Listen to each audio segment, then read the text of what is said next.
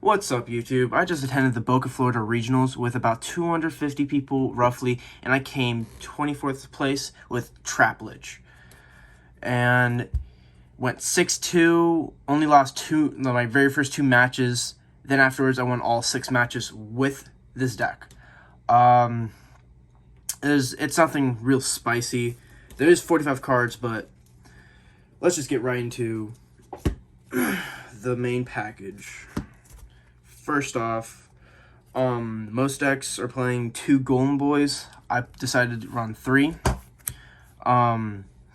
He can be a brick sometimes, but you're expecting to always grind with this deck because you're running so many traps and floodgates. The whole point of this deck is to outgrind your opponent. The only real serious tough match is Therion, because King and Lily like to tribute for cost, so they contribute themselves underneath skill drain. So that is the main issue. 3 Lords. This guy, if you see him in your opening hand, you're expected to just pretty much play through anything. He's so good. I see some lists playing 2. I would recommend 3. This card is just too good in the deck. It searches out Extrav. You can activate it during your turn as long as you don't reveal it, and you can burn for time making Juggernaut. Those are my only monsters. I decided not to play any hand traps because my whole theory was hand traps are not as good right now, and if I can break your board by any means, then the deck is working pretty well.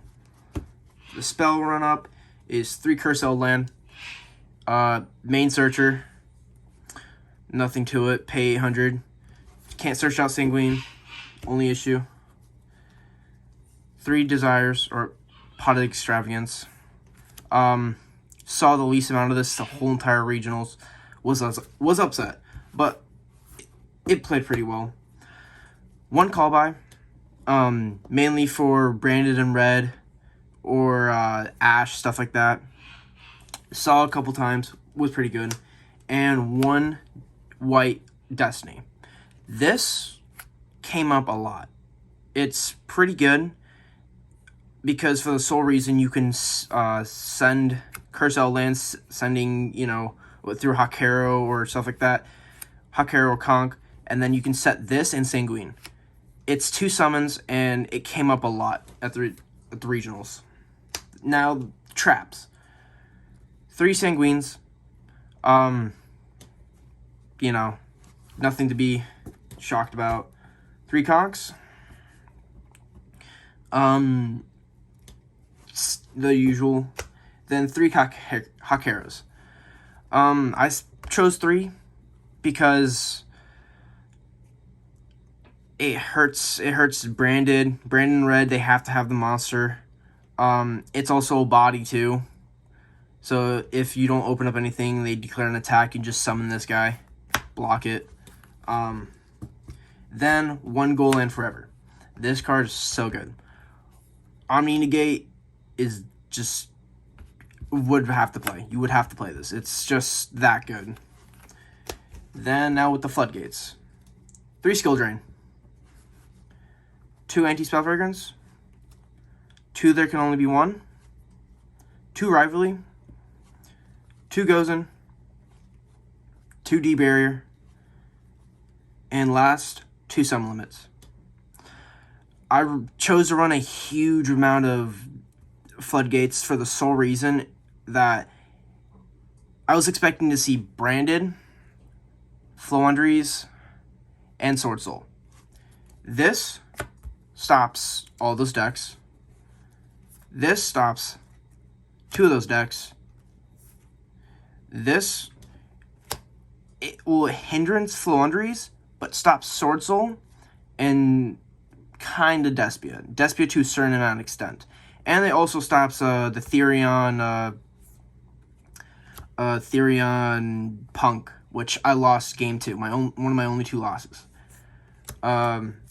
Rivalry also stops Therion Punk. Doesn't really stop anything else besides that. There can only be one. It stops most all those decks, really, except for Punk Therion. Anti-Spell Fragrance was just there to slow down everything, and it worked really well. Then Skill Drain. Skill Drain, you know, you have to play it. Don't know why Konami brought this back to 3. It's just too good. Then I played 2 Dogmatic Punishment, 2 Prisons, and 2 Strikes. These 2 performed well. This performed underly. In the regionals, I was trying to find this one card from Battle of Legends. Farfa made on his Burning Abyss deck. He played it. I actually did get it, and this I would replace it, so I would have another Floodgate. But this was not as good. It stopped like Despia a couple times, but not fully. Would have to replace it with something else, honestly. And then the extra deck. 1 Constellar. Didn't see him all the time. When I did, or didn't really make him all the time when I did, I was already up ahead. 2 Super Dreadnoughts. Burn in time. Perfectly fine.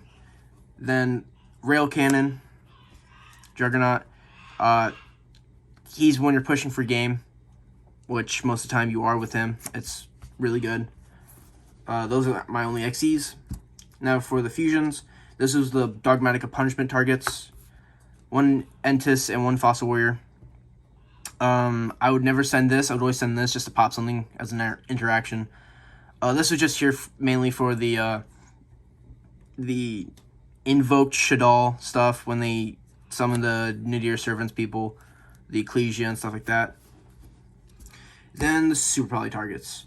1 Chimera, 1 Predplant, 1 DDD, 1 Muddragon, 1 Plunder, 1 El Shadal Construct, Starting Venom, Predplant, and for the mirror, eldlich, Mad Golden Lord. I made this guy a lot. He was my MVP, and I made him once. And after I made him, the guy scooped. I'm thinking about pushing him up to 2, removing Chimera. Because I don't see any Cyber Dragons anymore. My locals, there is a Cyber Dragon player, and there's also an eldlich player. So I kind of just went off of my locals, which was a bad idea. But at the end of the day, this guy specifically for the Despia matchup, so good. It negates. It also is a dark for this guy, and it stops them. And this guy too. Now for the side was my Spice. For the side, I had 3 Inspector Border. This guy won me so many matches. I'm honestly thinking about bumping up in the main deck. He was just that good. I would play against Flonries, normal summon. They didn't do anything. They couldn't do anything. Sword Soul, they couldn't do anything. Punk Therion, couldn't do anything. Despia, it hindrance them a little bit, but they can still kind of play.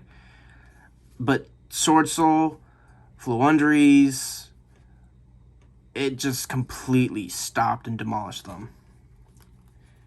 Then 3 Lava and 1 Wing. This was honestly, I didn't know what else to put. I just went like, you know what, screw it, I'm putting Wing Dragon. And my boy, Lava Golem. This guy, so good. He is the MVP in the side. I would side him every match when I won, and I knew I was going second, side him in. I'd always just tribute the Masquerades, doot, Lava Golem. 2 Token Collector.